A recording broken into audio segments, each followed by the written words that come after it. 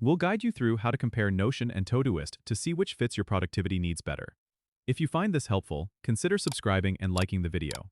First, open the Notion website on your desktop and log in. In Notion, you need to explore its flexibility in building databases, pages, and note-taking capabilities. You'll notice that Notion excels in providing a comprehensive workspace where you can create custom pages and link information seamlessly.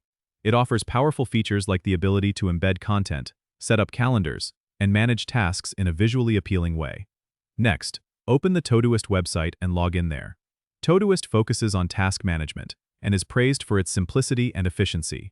You can create tasks, set deadlines, and organize them into projects and subtasks easily.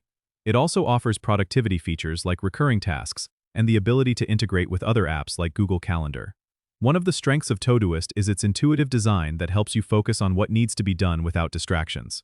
When comparing the two, consider how you prefer to manage your workflow. Notion is more suitable if you need a versatile tool that combines note-taking, project management, and data organization.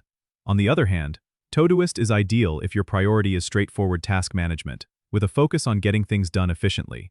Think about your specific needs and how you want to structure your work or personal projects.